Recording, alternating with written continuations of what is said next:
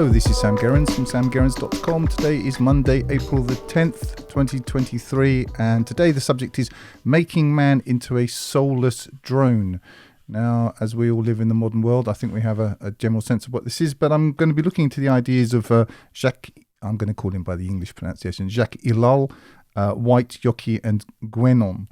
So this is a long-form presentation, part of which will be on YouTube, I also use Rumble, Odyssey, stuff like that, and the rest of which is for my the people who are paid subscribers to my Substack. But there'll be some, substantial part of it will be on YouTube, so you'll get a sense of what this is. I currently do one a week, which is like this, and that's just the format, what I have to do to survive. So there we are. Now, what I'm really kind of trying to do is to introduce people to the ideas of Ellul in his two books, Technological Society and Propaganda.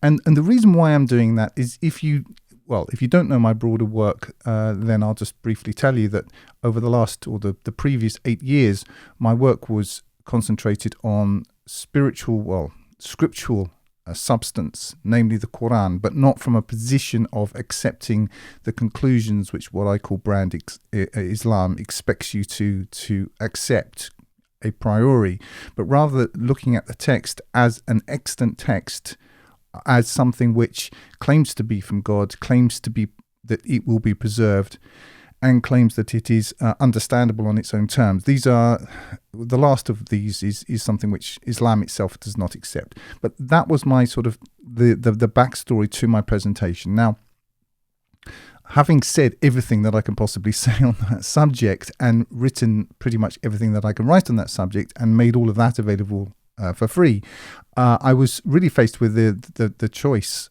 of whether or not to continue banging on the same drum or to engage with what I call brand Islam, and I see no point in doing either of those two things.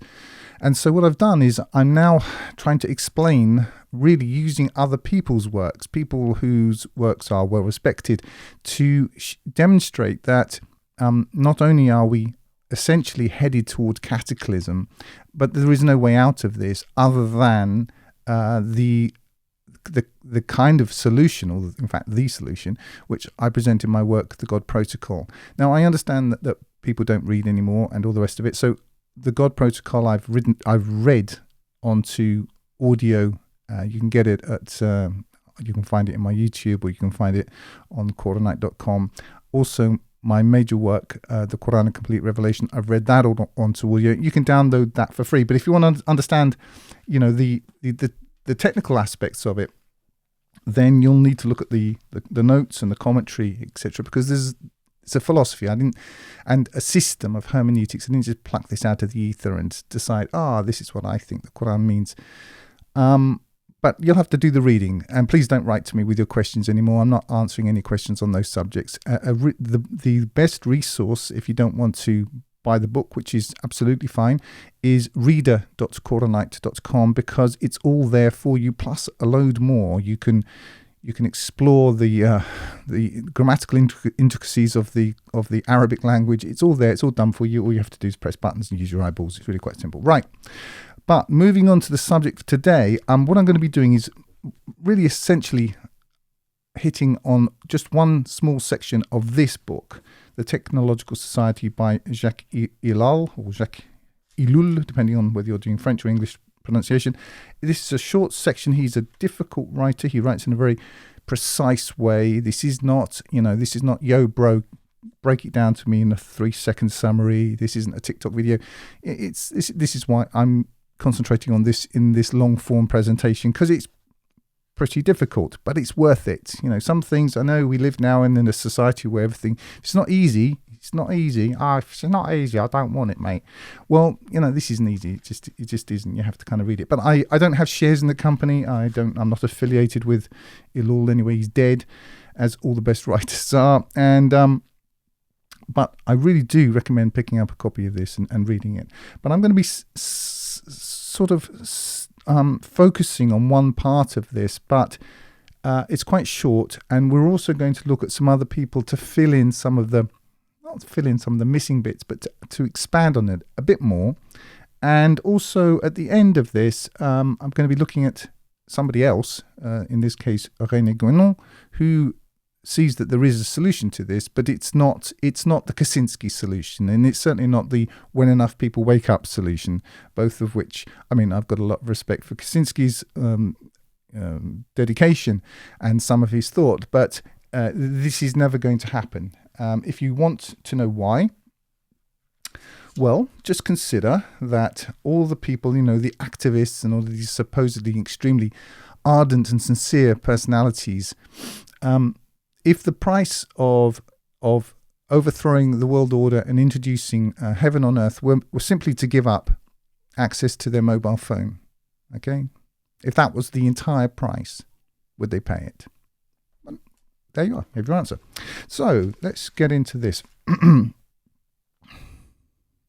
We'll start with a definition of technique, because what Ellul is talking about is technique, something which he calls la technica in French, I believe, and in English it's called the Technological Society. But what he's really talking about is technique. Now, what technique isn't necessarily is a one-to-one correlation with what we call technology, although technology is a manifestation of this. Now, I've just jotted down a quick definition of what we mean by technique. Technique is the organization and pragmatism which has no goal other than efficiency. That's its only goal, is more efficiency, more of itself. And this is really what I suppose which characterizes modern society, modernity. And what you have is a sort of a pact with the devil, or a double bind, or something like that. So we've seen it in the West. I grew up and I was just born just early enough to catch the last embers of what was left of a dying traditional society before it was completely crushed by technique and all of the requirements of modernity, which is that you basically have your race doesn't matter, your country doesn't matter, your religion doesn't matter, your history doesn't matter, your family doesn't matter, what your forefathers believed doesn't matter. Sanity doesn't matter. None of it matters. It's still all being broken down, and you're being atomized. And it's very easy to get into, these people are behind it, or those people are behind it, or the other people are behind it.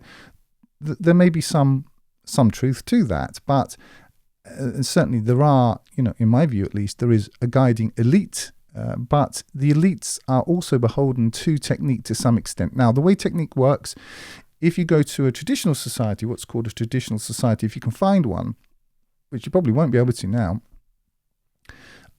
you'll actually see that they are already declining, because they're, instead of sitting around the fire telling their stories, which is how people used to live, staring into the flickering flame and remembering the heroic deeds of yore. Now they're all watching The Simpsons or whatever it is. So that's the way it works.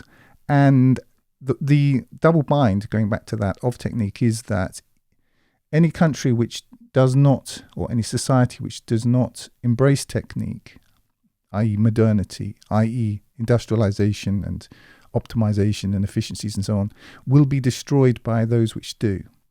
Okay, it's just inevitable. And those which do will be destroyed by it itself. That's also inevitable. So there you are. There's no way out of it. I wouldn't bother trying. Now, as I've mentioned a couple of times, I'm going to quickly run through now here from page 39 of Propaganda, which is another book by Jacques Ellul, and one which I highly recommend. This one. Propagandici is something I'm very interested in. And it is an integral part of technique, because you see, you're the problem, and they have to spin up your mind. And if you don't believe that propaganda works, and that human beings are endlessly malleable, or at least most of them are, then just think back a couple of years, if you have a memory, and remember that you were living in a world in which everyone was wearing a face nappy. They managed to convince people that wearing face nappies and maintaining a distance of whatever it was, 15 meters away from your grandmother, your dying grandmother, was somehow a righteous and beneficial act. They got people really believing this stuff. You can convince, and this is why, just as an aside, why I hold the elites accountable is because you can convince the majority of people just about anything. They don't have the minds they were born with, not at all. And this isn't it sounds as though I'm being rude or in some way denigrating people. It's just as you might say, well, dogs tend to to relieve themselves on the grass, just because it's the way that dogs are made. Human beings are made this way, and we've been studied by social scientists and so on. We've been more studied than anybody else. They know how we work. And just going back to some of my topics or some of my talks about delusional women and so on, it's very easy to attack me, and I do get attacked, or it's perhaps tempting rather to attack me rather than easy, of being down on women. I'm not down on women at all. But I do know that they're highly susceptible to propaganda, and when the propaganda was being modest, or if you want to call it propaganda, the conditioning was being modest and protecting your virtue and looking after your family and so on. Most women, not all women, but most women went along with that. And now the propaganda is completely changed, because the money spigot has moved from one side to another side, are telling them that they don't need no man and all of this sort of thing. Well, that's what they regurgitate. See, nothing. Because propaganda works. That's why. Anyway, so from page 39 of Propaganda, which I'm just going to quickly hit these points again, Ellul talks about what he calls the great presuppositions of modern society. Now, these great suppositions, there are 4 of them. The first is that the aim of life is happiness. Now, I'm just going to run through these and you'll think, oh, okay, the aim of life is happiness. The second is man is essentially good. The third is that history evolves in endless, quote-unquote, progress, and that existence is essentially material or mechanistic. Now, the problem is with the way that Ellul writes, and what I'm trying to do is in some way make it more accessible, almost popularize it to some degree, is that when you read that, you think, oh, yeah. But if you read it slowly and you think about it, that's absolutely correct. Now, the aim of life is happiness. Now, where do you think things like YOLO come from? Okay, YOLO. There you are. Let's break it down to something really simple that, some frizzy head, person just spouts out. YOLO, you only live once. Now, what does that really mean? You only live once means, well, I can do what I like because all that matters is my own sensory, quote-unquote, happiness for now, because there is no other reason to do anything else, and therefore what I want is the only thing which counts.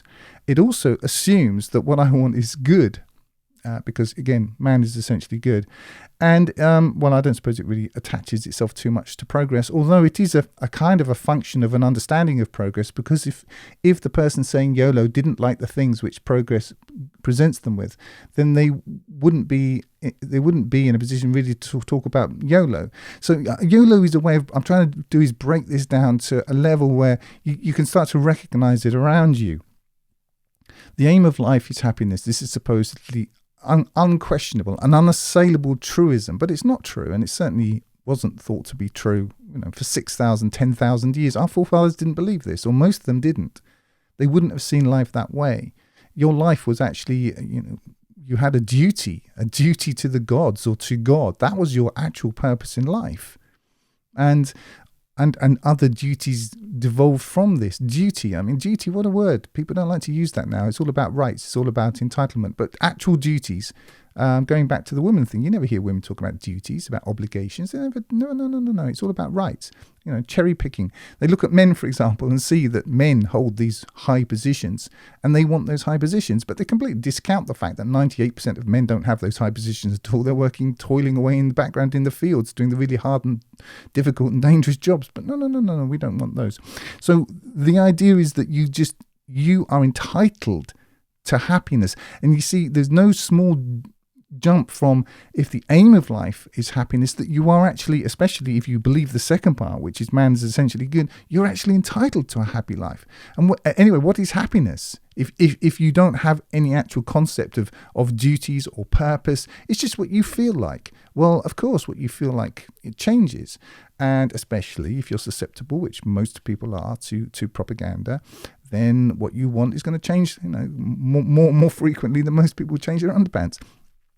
This is how it works, okay? And the idea that history evolves in endless progress is really the idea that we started off at these as amoeba and then worked our way up through this narrative, this comic book narrative called evolution, until now we reached the pinnacle, the epigee of all that was possible. That's you pushing a cart round a supermarket, mindlessly pulling things into it that you don't really want, that you've been programmed to buy. There you are. That's progress for you. And existence is mechanistic. Basically, that you can reverse engineer the human soul. And this is central to the religion of transhumanism. That your soul, you're not created by God. There is no God. There is only a mechanical universe which appeared for no reason, exploded for no reason, came into being for no reason, and you're here for no reason. But for some reason, that no reason is also going somewhere, and where it's going is progress. And but none of these things, there's no spiritual aspect to this. And if you're going to talk about spiritual, then this is just actually another form of materialism. I'm thinking here particularly of Christianity, certain types of Christianity, although I expect it's spreading into other religions as well. In America, for example, this kind of material spirituality, which I suppose is something to do with, kind of grew out of Protestantism, that God blesses you through stuff, through money. You got more stuff. Well, by that measure, Elon Musk and Bill Gates, Jesus loves them more than he loves anyone else. And I'm not sure that can possibly be true. Anyway, I wanted to hit those points, and I do mention them in each talk because they're important. So now I'm not going to begin with Elon. I'm going to begin with somebody called Yockey. This is Francis P. Yockey, and this book, Imperium, which I read about a year and a half ago, something like that. A very interesting read. Now, Yockey, he foretold the re-emergence of Nazism, if you read the end of his book, and which we see. It's already happening. You have it in Ukraine, which is essentially a Nazi state. I'm not being nasty. People can't distinguish between just identifying things and some sort of defect in you because you can see what it is. Well, it is Nazism. There's no question about it. If you look at Right Sector or Aidar or what's the other one called, Azov Battalion, all these people, they're Nazis. That's what they are. That's what their ideology is. You can like it, you can dislike it, but that is what it is. Anyway, this chap was a very interesting man, Francis P. Yockey. He was a lawyer. That was his training. And as a young man, he was born in 1917. As a young man, he was sent to Nuremberg to participate in the so-called trials. They weren't really trials. They were a kangaroo court, nothing more than that. And it disabused him of any illusions he may have had about any virtue accruing to the West and America in particular. And anyway, in 1948, he wrote this book, which I'm going to just read a small slither from, and he died in US federal custody in 1960. He was a very clever young man. Didn't get to be much more than a young man. And when I'm reading from page 101 through to 102, if I find something I want to kind of comment on, I will. And he's talking here about the scientific technical world outlook, which pertains to what we're talking about, what Elon writes about and other people. And this is what we're really talking about. It's a conveyor belt, which is going to destroy itself ultimately. And he's coming at this from a slightly different angle, page 101. Science is the seeking after exact knowledge of phenomena. Well, that is true when we're really talking about actual science. In discovering interrelations between phenomena, that is, observing the conditions of their appearance, it feels it has explained them.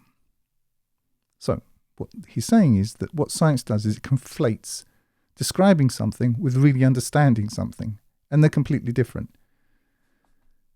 As an example, you could see, a car driving down the road, and you say, oh, there's a car driving down the road. But do you know where the car comes from, what the actual purpose is, who designed the car, how the mechanics work? No, you don't. You're just saying, oh, that's a car. You've named it, you've called it something, and now you think that explains it all away. This type of mentality appears in a high culture after the the completion of creative religious thought and the beginning of externalizing. Okay, he doesn't quite say it, but he's really using ideas which would have relate to somebody like Oswald Spengler, the decline of the West. And Spengler is too difficult to summarize here, and I don't think I could summarize him. But if you are interested in it, then it's a very interesting read. You'll have to know a lot to follow him and kind of glaze over some parts of it. But what he's really talking about is, I suppose, Spengler's idea was that cultures basically have seasons. They have a spring, a summer, an autumn, and a winter, and that they express themselves in particular ways. So, for example, Western culture expressed itself most particularly through music, which reached its peak with Mozart and Beethoven, and art since then has been going into decline. And if you doubt that, then just turn on the radio and listen for 15 minutes to what comes out of it, and then go and listen to Beethoven or Mozart for half an hour, and I think you'll have your answer. In this culture, this type of thinking only began to feel sure of itself with the middle of the 17th century, and in the classical culture in the 5th century BC. The leading characteristic of early scientific thinking from the historical standpoint is that it dispenses with theological and philosophical equipment, only using them to fill in the background in which it is not interested. It is thus materialistic in its essence, in that its sole attention is turned to phenomena and not to ultimate realities. I'll just kind of translate that into modernese. What he's talking about is that after a culture has peaked, and it peaks in some ways due to its spiritual and religious foundations, which in Western culture was Christianity. And when it's finished with all that, what it does is it begins to externalize the type of religion which was a deep inner life based on internal verities. And it decides we don't need any of that stuff anymore. What we care about is stuff. But what happens is it creates a kind of a parody of the original theological philosophy. And you end up in a materialistic society which completely discounts the existence of those verities.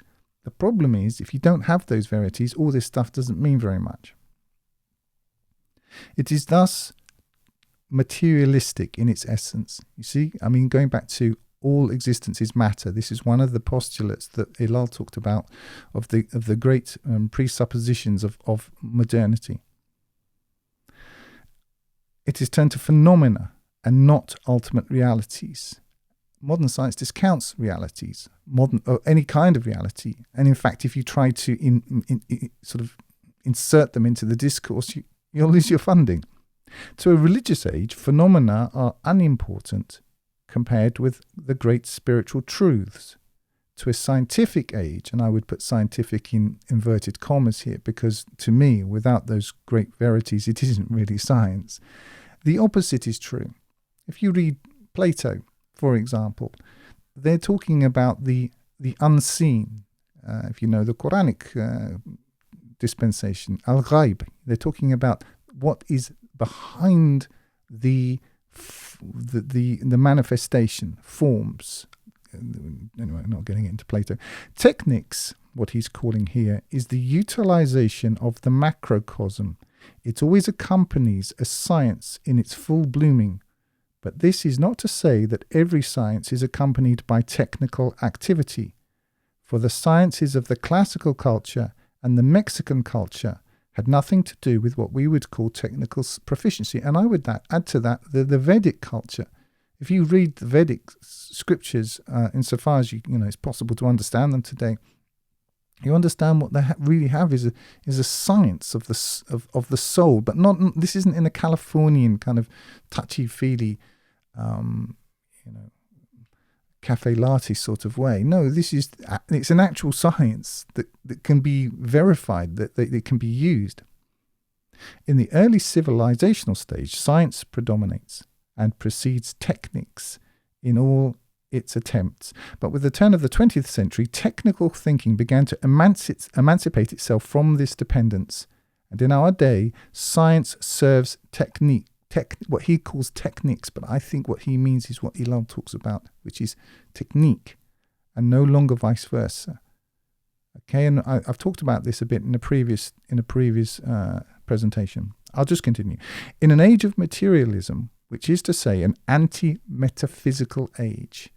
Now, what metaphysics is the reality behind the apparent. But if you discount a reality behind the apparent, all you've got is stuff. All you've got is more stuff, less stuff. There's no quality anymore, there's just quantity. And 2 is better than 1 and 3 is better than 2. And that's where you end up with. You end up with essentially mediocrity because quality is sucked out of the calculus. But it was not natural that an anti-metaphysical type of thinking like science would become a popular religion. Remember, he was writing 1948. Religion is necessary for culture, man, and he will build his religion on economics, biology, or nature if the spirit of the age excludes true religion. Science was the prevalent religion of the 18th and 19th centuries. While one was permitted to doubt the truths of the Christian sects, one was not allowed to doubt Newton, Leibniz, and Descartes.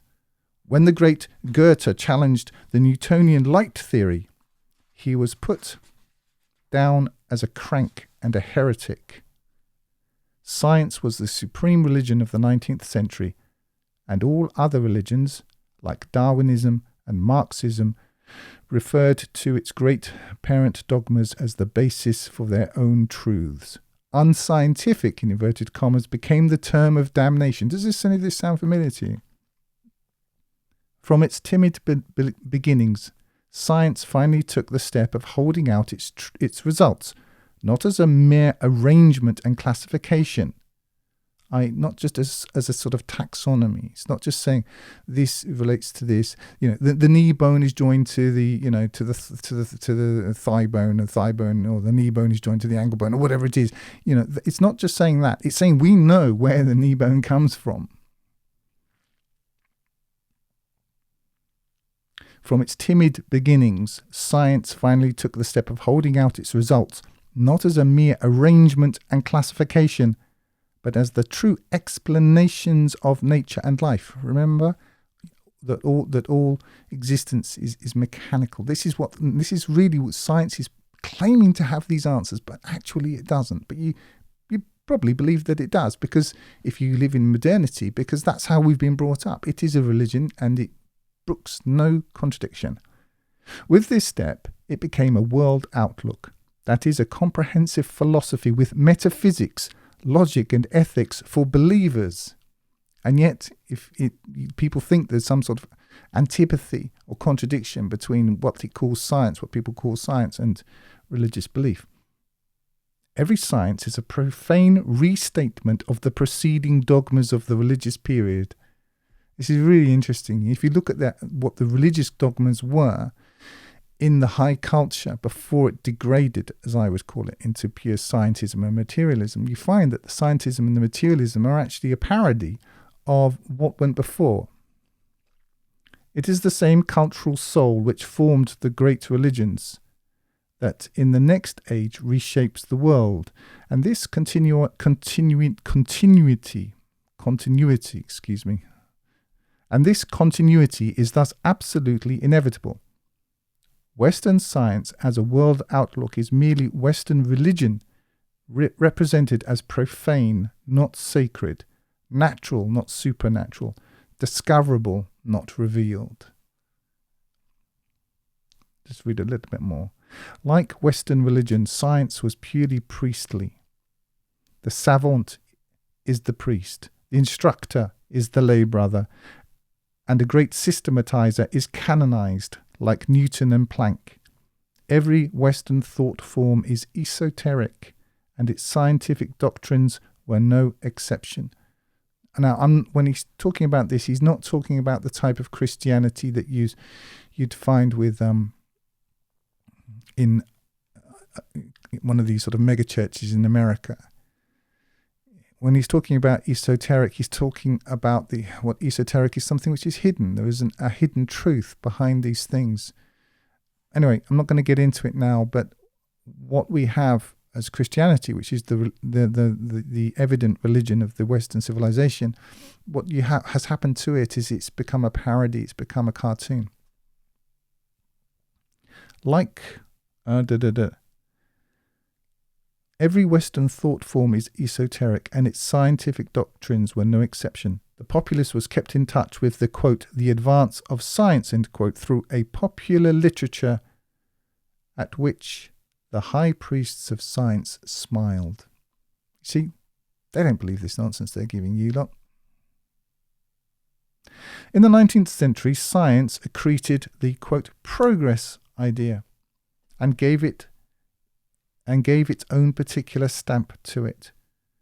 The content of quote unquote progress was to be technical.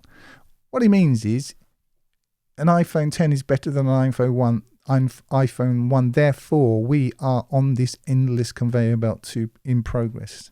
Okay, it's a religion.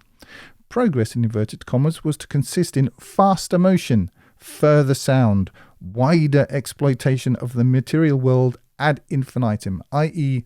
more, quicker is good, is progress, but still no reason for any of it. That's why he's so depressed, see? That's why everyone's on antidepressants. Not because they think about this stuff probably, explicitly, but they feel it.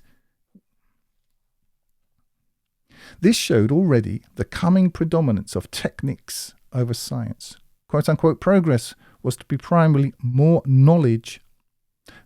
Progress was not primarily to be more knowledge, but more technique. And by actual knowledge, actual knowledge of how things really are, but just applying more rationality and efficiencies to material things without considering the point of any of it, which is why, well, I'll get into it later on, people are becoming deviant. Every Western world view strives after universality. And so this one declared that the solution of social problems was not to be found in politics and economics, but in science. Think about all the experts they're foisting on you now. I think, what's that? Fauci. Here you are. Here's somebody, he's going to tell you how to do things properly. Inventions were promised which would make war too horrible for men to engage in, and they would therefore cease warring. This naivete was a natural product of an age which was strong in natural science but weak in psychology, and I would say absolutely poverty-stricken in actual spirituality. The solution of the problem of poverty was machinery and more machinery, and we could add to this, he's writing in the pre-computer age and the pre-robotics age. But a computer is a machine. The horrible conditions that had arisen out of a machine civilization were to be alleviated by more machines. The problem of old age was to be overcome by quote-unquote rejuvenation, end quote. And you see where this is all going with transhumanism and so on. And if you look at the sodomization agenda, the grooming of our children by these mentally unhinged people, men in dresses mainly, this is and the mutilation of children in order to by the pharmaceutical industrial complex. This is all a part of this same agenda. Okay, death was pronounced to be only a product of pathology, not of senility. And also, talking about death quickly, if you think about the way people talk about death, it's not new, but it's certainly become more widespread. If you read The Death of Ivan Ilyich by Tolstoy, which is a short story of Tolstoy, it's one of the first things I read in Russian when I was studying Russian. There's Ivan Ilyich is dying. I think he's a judge or he's a high-placed bureaucrat, but he's dying. He bangs his hip or he bangs his leg and suddenly he's dying. And his family basically ignore it. And it's only, I think it's Gerasim, if I'm not mistaken, who is a servant in the household, who understands that the master's dying, and he treats him accordingly. He just treats it as a fact. If people don't even like to use the word death now, they talk about people passing. Like they just went past, he's passed. No, he's died. He's dead. That's what's happened. His life now is finished, and whatever he did in this life, that's what he's got. And people trivialize death. And I have relatives who are very old, and the way people talk about them is as though something unnatural is happening to them. These people, you're going to die. We're all going to die. It's a fact. But this society, if you notice, it doesn't like death. It doesn't like you to see a corpse. I've actually handled a corpse. A good friend of mine, his mother was dying in the hospital here in Russia, and it's about 10 or 15 years ago, and he asked me to accompany him to the hospital, and I said, sure. So we went, and when we got there, she was in a coma, and he said his goodbyes to her, and he couldn't take it anymore, and he left, and he asked me to stay, so I did stay. And no, actually, he said that, and actually what happened is she died right there while we were there, and he went in, and then he came out, and he couldn't deal with it. And the staff need a witness when they undress the body, so they're not accused of theft. So I said, don't worry, I'll do it. So I went in and helped with that process, and I think the Russian Orthodox tradition of kissing the corpse is an exceptionally wise one, because it brings home to you the reality of death. But in the West, death is now treated like it's bigger than some kind of like a traffic accident, but it's not as big as bankruptcy. But it is a kind of a mistake that you made. It could have been avoided. Anyway, I'll save those sorts of comments for other types of videos. Death was pronounced to be only a product of pathology, not of senility. If all diseases were done away with, there would be nothing left to die from. Exactly. And the thing is that these people, they're terrified of death. Look at old man Rockefeller with his 6, I think it was, heart transplants. They're not in a hurry to die because they know where they're going. Racial problems were to be solved by quote-unquote eugenics. The birth of individuals was to be no longer left to fate. Scientific priests would decide things like parentage and birth. No outer events would be allowed in the new theocracy. Nothing uncontrolled. It's Brave New World. If you haven't read Brave New World, read Brave New World. And while you're at it, read 1984. Because what we're actually heading into is a combination of those two. The weather was quote unquote to be harnessed. If you haven't looked up HAARP and things like this, they can control the weather. I mean, they can certainly influence the weather. All natural forces brought under absolute control. There would be no occasion for wars. Everyone would be striving to be scientific, not seeking power. International problems would vanish, since the world would become one huge scientific unit. The picture was complete, and the materialistic 19th century, awe-inspiring. All life, all death, all nature reduced to absolute order. In the custody of scientific theocrats. Everything would go on this planet just as it went in the picture of the heavens that the scientific astronomers had sketched out for themselves. Serene regularity would reign, but this order would be purely mechanical, utterly purposeless. Man would be scientific only in order to be scientific. It's the snake eating its tail. Anyway, that's pages 101 through 103 of Imperium. Please don't write to me and say, oh, Francis P. Yockey had some nasty ideas which I don't like and I disagree with, therefore you're evil for reading him. I don't care. All right? So let's just move on. If you can't handle people who's you're not able to look at ideas without embracing every single one of them, then then you're probably not listening to this, so it's not going to be a problem. Anyway, let's move on to the next bit. we're going to turn in a minute to Jacques Ellul's Technological Society. And that was written in 1964. You see, also, I'm trying to show you that, I mean, for example, Yockey was writing in 1948. This book, which we're going to look at just a page or two from, was written in 1964.